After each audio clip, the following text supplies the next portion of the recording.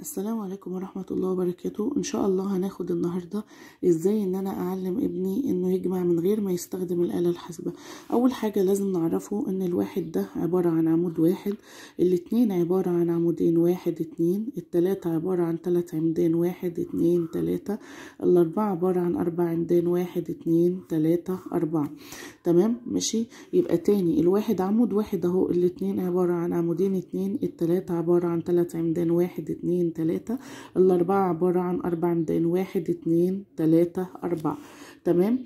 لما اجي اقول هنا 2 زائد 1، هو عارف دايركت ان الاتنين عبارة عن عمودين اتنين، فهيقول 1 2 3، يبقى 2 زائد 1 3. طيب لما يجي هنا يقول 3 زائد 2، هو عارف ان التلاتة عبارة عن 3 عمدان واحد اتنين تلاتة 4 5، يبقى 3 زائد 2 5.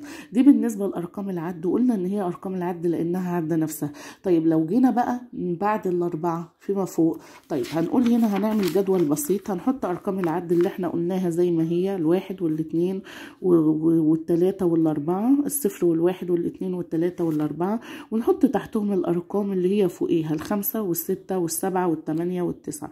ولازم نبقى متأكدين ان الرقم فيما فوق هيدينا عشرات، يعني 14 15 16 17، اللي هو فيما فوق الاربعة، يعني اللي هو الخمسة من اول الخمسة لحد التسعة يدينا ايه؟ عشرات يعني 13 15 كده يعني.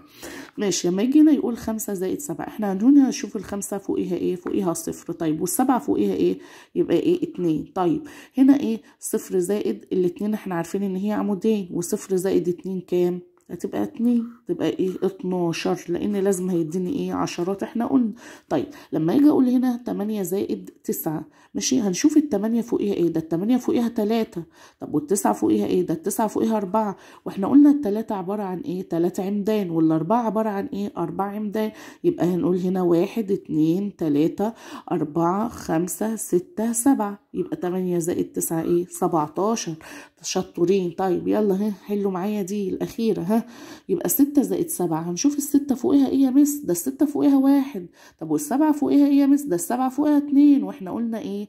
احنا قلنا الواحد عمود واحد، والاتنين واحد اتنين، يبقى نقول هنا 1 2 3، تدي ايه؟ 13، لان قلنا لازم هيديني ايه؟ عشرات.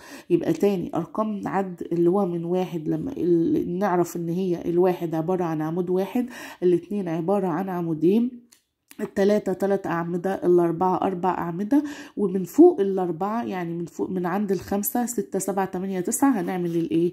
الجدول البسيط ده.